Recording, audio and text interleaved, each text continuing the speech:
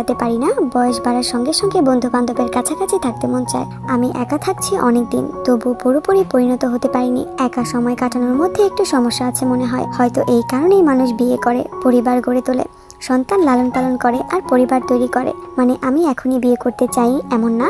আমার মা বাবা অনেক বছর ধরে একসাথে আছেন, এটা দেখি অনেক কিছু শেখা যায়। ছোটবেলায় আমি মা বাবাকে বলেছিলাম আমি বিয়ে করব, কিন্তু এখন আমি ইতিমধ্যেই 32 বছর বয়সী হয়ে গেছি।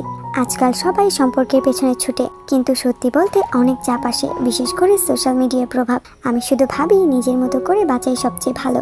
আমি একা, তাই এই ভাবনাগুলো নিজের সঙ্গে ভাগ করছি। ঠিক জানি না আমি ভবিষ্যতে সন্তান চাই কিনা। বাচ্চা বড় করা মানে অনেক দায়িত্ব। যদি আমার মতো একটা বাচ্চা হয়, ওহ জানি না, হয়তো ভালো লাগবে, আবার হয়তো না। কোরিয়াতে আমাদের মনে রাখতে হয় যে বিয়ে শুধুমাত্র একটা অপশন। এখানে সবাই তো বয়স্ক, তাই না? তাই বিয়ে করা এখন আর এত গুরুত্বপূর্ণ না। চলো সবাই একসাথে